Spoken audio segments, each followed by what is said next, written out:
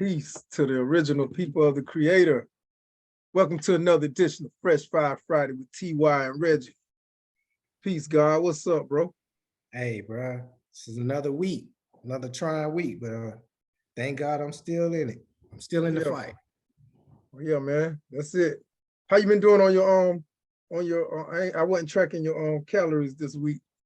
I didn't do anything Tuesday, and but I've been doing pretty good the rest of the week. Yeah, I'm looking at it right now. You got about 100 more to go if you're trying to get 1,000. Yeah, we might get there, we might not. We'll see. Oh yeah. You can just walk outside or something. You know, you'll be all right. Hey, you ready to get into this topic? Hey, let's do it. Hey, this ain't gonna be nothing serious, but I just want to talk about like what are some meaningless or some unknown sports facts that you probably have, that you can come up with. We already prepped the battlefield, so just some facts in sports that people probably didn't know, or you find it useful, or you know what I'm saying. All right, so I'll start with Scott Burrell. Remember Scott Burrell? Baseball. So this is a fun fact about Scott Burrell. There you go, fun facts. I like that. He was drafted in the first round of the Major League Baseball draft, as well as the NBA draft. Okay. In the first round of both drafts. I didn't know. But here's the thing, though. The reason why I put him on the list, the crazy thing about it is, I remember him because I'm a diehard basketball fan. However, dude probably is more known for Michael Jordan Last Dance than his whole career. So he the one that Jordan was clowning, right? Yeah, he was punking him like on the Last Dance. So his name is probably, now we in viral and all of that. So he probably went viral since the Last Dance because of how they was talking about him in the documentary, how Jordan was doing him in practice and all of that good stuff.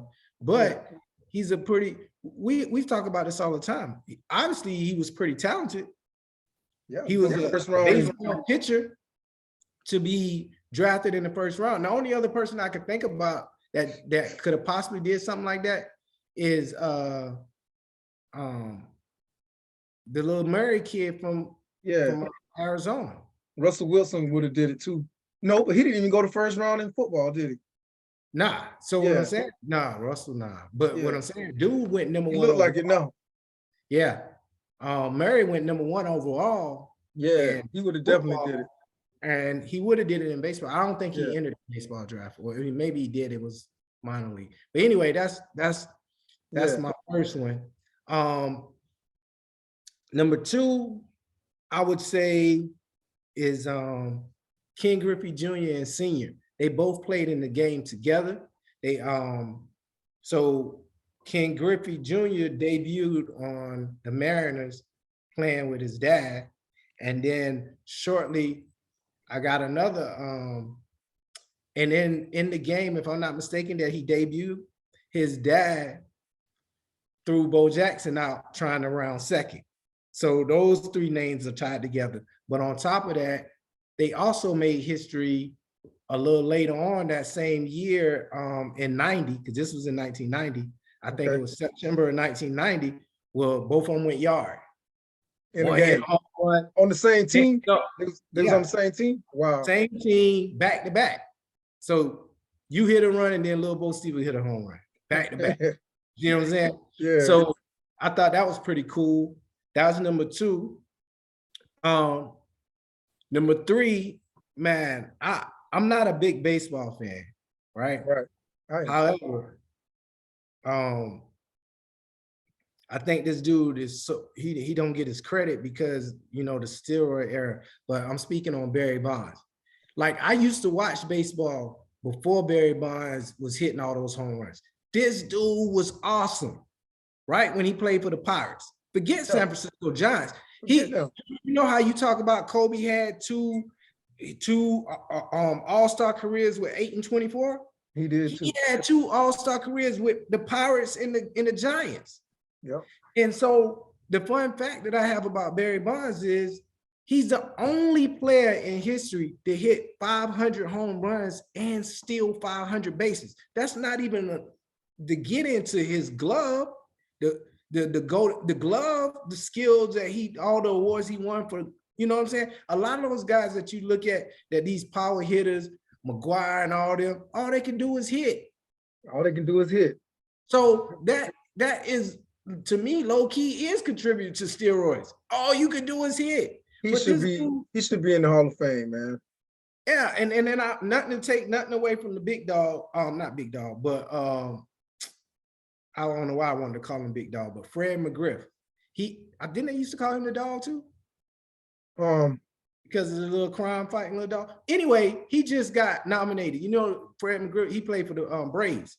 Right, he right. just got nominated to the Hall of Fame this year. And they made a comment every time somebody get in, especially somebody that looked like us. Oh yeah, Barry Bonds wasn't accepted. But everybody that know anything about baseball know. It's almost like Dion said about the Hall of Fame. It tarnished, to me, the Hall of Fame with him not being in it. Yep. Like Dion said, give me another coat. Just give me another coat. Y'all keep that one. Yeah. But I'm just saying, so I know he want to be in it, but in his mind, he know, and then his peers know. And that's what's most important. Your peers know. That's why they took the vote away from the peers in all of them. You know, the press, the media put the NBA. They the ones do the voting in the NBA. Yeah, that's whack. Yeah, but go ahead.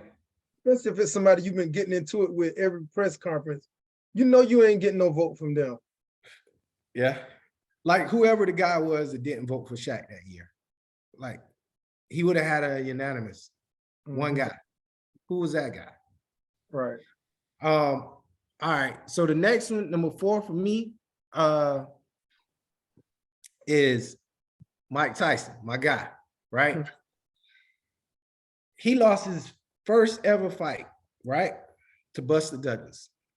Probably the most biggest upset in the history of any sport.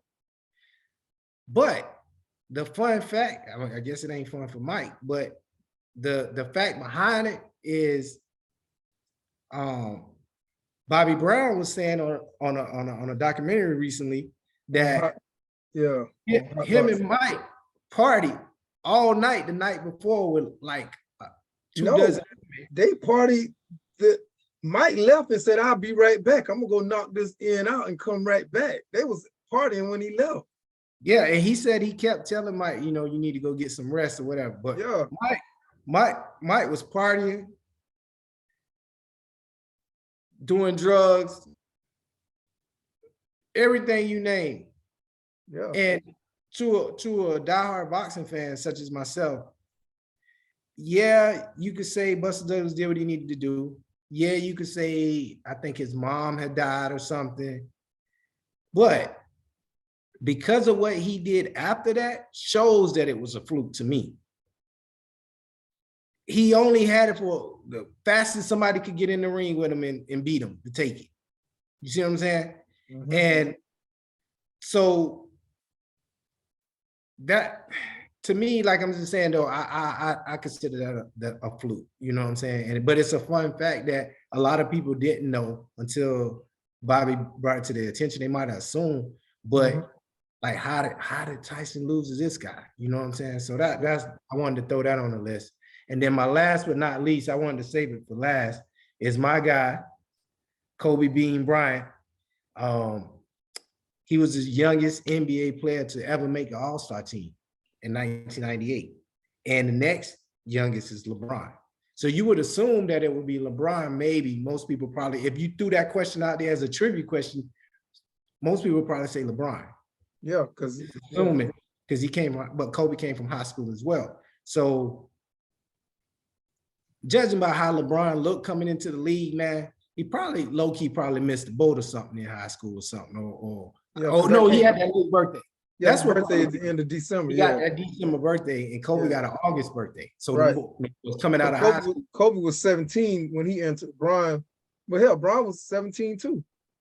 Yeah, but Turned that's what I'm 18. Yeah.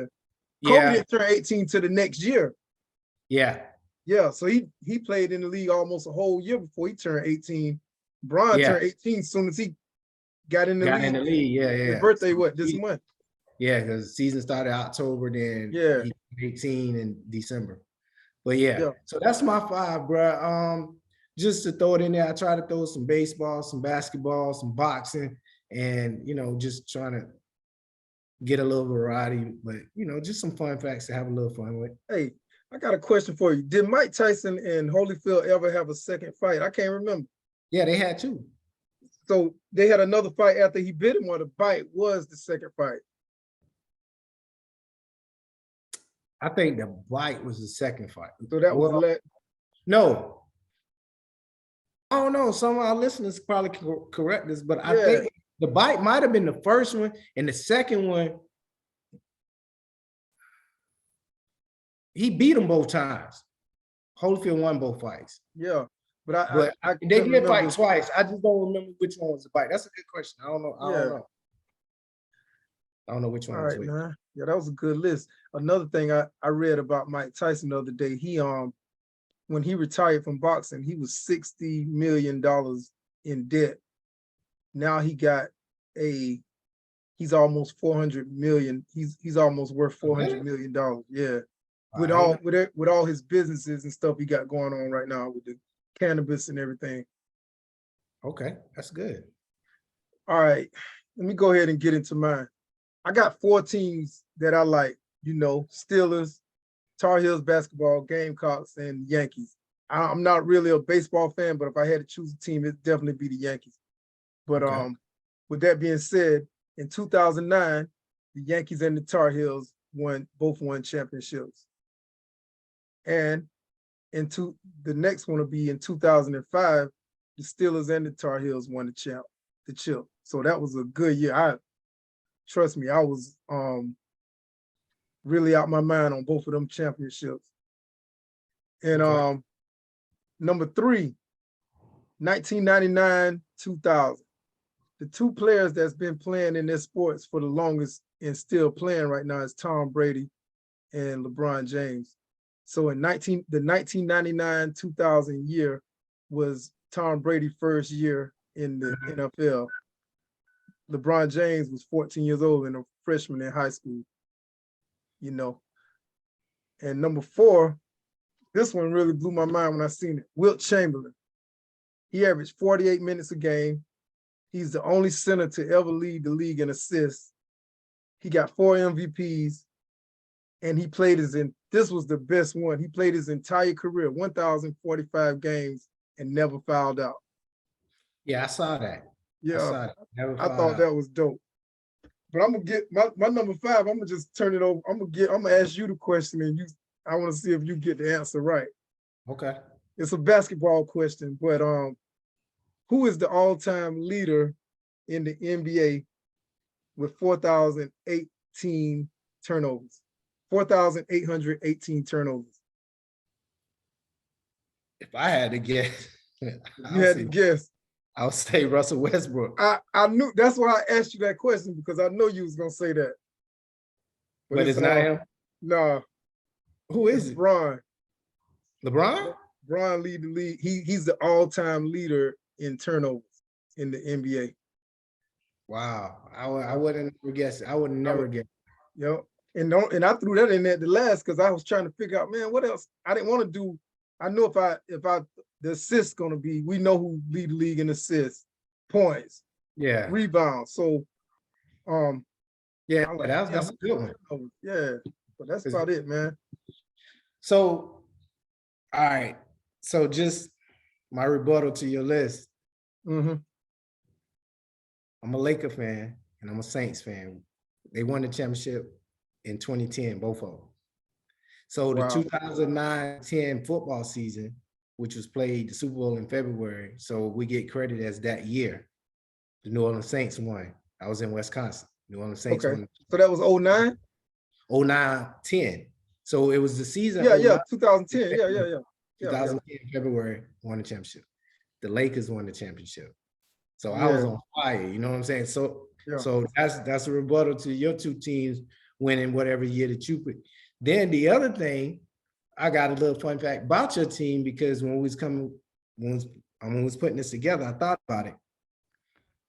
Yo, Pittsburgh is the only city with 3 professional teams with the same exact colors. Yeah. The only one. Yellow and Pirates, black. Penguins, and Steelers. Yep. Any other city, they got whatever. You know what I'm saying? They pick their poison. Yeah. But I thought that was pretty unique. Well, which I don't, it's unique, but it's not unique to me. I think it should be that way. Yeah. That's just me, but it's unique because none of the rest of the world or United States or whatever do it. But yeah. So what that would have been your curveball, that Steelers? Yeah, or you know what I'm saying, you can always probably come up with something out the dome. Yeah. But Mine yeah, was my curveball was gonna be Carolina Panthers. They're the only NFL team that's owned by 2 states. Every other NFL team, the city owns the team. You know, like New Orleans Saints, Atlanta Falcons, Pittsburgh Steelers, I got one for you. Chicago Bears. I got one. Green Bay Packers is the only team that don't have an owner. Don't have an owner, yeah. Owned by the city of Green Bay. Yeah, because you be on social media, everybody talking, oh, I'm an owner of the Green Bay Packers. Yeah, because when I was there, right, in 2010, between 2010 and 2012, right, they was looking to expand the stadium, but they wanted to keep its natural, because that's one of the original, how many is it, like 4? I think Soldiers Field, yeah, Green Bay. It's like 4 that was original back then, right? And so probably your team, the Saints. Maybe, but we only came along in like 67 though. What Well, I'm talking about, like the original, you know what I'm saying, like back in the day, like when they had these 8 teams or whatever. So Green Bay, they wanted to expand, like all trying to keep up with all these other teams, because I'm saying, no, expansion means money, but they wanted to keep the originality of the field. So they was having a hard time figuring out how they doing that. But what they did was they started selling off these little certificates saying that you own a piece of green, you know, the Green Bay Packers. It's worthless, but to those diehard fans up there, they got certificates hanging up in their offices, at home, saying that they owners of the Green Bay Packers, like a percentage. Yeah. Hey, you know how we say, whatever make you sleep good at night. You know what I'm saying? But when Aaron Rodgers was trying to get that contract signed, none of them ain't had nothing to do with the negotiation process of that. No. So there's got to be somebody that's dealing with the money. But even though, with that being said, they still don't pay their players like some of these other teams. He's probably the only person that get paid up there, man. And you can leave, and you can, like, Aaron Rodgers won't be there next year, even though he just got the bag. I guarantee he won't be there next year. Look how Devontae Adams just walked away. No, I thought he was up for a new contract. So it was either, so if he'd have stayed, he would have got paid, and it would have messed up Aaron Rodgers' money. Okay. Yeah. And then I'm gonna just throw this in there before we wrap. I thought about you too, man. When the Panthers cut Baker Mayfield. Now he in LA. Trash. Oh man, like they picked him up off of waivers, bro. Yeah. They told me he might play tonight. Yeah, maybe so. But what I'm saying is we already always knew this. The crazy thing about it, look how much money they, not the Panthers, but I'm talking about just the NFL period, invested in this guy. He had the insurance commercial. He had you know what I'm saying? He had all this like he was the next Tom Brady. Yeah. And he's still on the Heisman house. He's still in those commercials. Yeah. But look how quick they got rid of. They don't show the ones with what's the dude? Johnny Manziel or whatever. Oh, yeah, man. That fella no more, man. Did he win the Heisman? I think so. Yeah. Wasn't he in those commercials too? Wow. Yeah. It's a few of them don't make it. You know what I'm saying? Yeah. Jameis Winston, I never seen him on one. Nah, see them, they ain't put him on there. I guess because he he stole that Stole them seafood. crab legs. He stole that shrimp and Yeah. crab legs out of the grocery store. And he touched that Uber driver. Yeah. Yeah, He had to pay for that one. Yeah, he got a bad rap, man. Yeah. Yeah, man. Well, shoot, bro. Let's go ahead and get out of here, man. Go ahead and leave us with something, man. Bro, I was thinking, man, I ain't really have nothing this week. So I just came up with something out the dome that I was thinking about earlier. It was like, just try to live a proactive life and not a reactive one. You know what I'm saying? If you never, and it's never too late. You can start right now. You can start right now going forward. Be proactive and not reactive. So basically, you make you plan, you rehearse, and you execute your plan instead of waiting on crap to come your way and then having to react. Absolutely. Absolutely. Because I'm saying though, if you proactive, is that you're making moves. You moving forward. You know what I'm saying? Reactive, you waiting. You just waiting. You know what I'm saying? So try going forward to be more proactive. I'm saying to anyone listening, just try to be more proactive and take baby steps if you need to. Because I'm saying some people are not proactive out of fear. Take baby steps. But the goal is to be a proactive liver and not a reactive. Yeah, just don't wait on things to happen. I like that. All right, man. We'll do this again next week. Absolutely. But I enjoyed this show, man. It was good, bro. But thank y'all for listening. Make sure you like, share, subscribe, at least comment. You know what I'm saying? We appreciate the comments. We know who's gonna comment every week. Stacy, you know, we appreciate that. Nay, thank you. But thank y'all for listening to another edition of Fresh Fire Friday. TY and Reggie. Peace be unto you. Have a great day.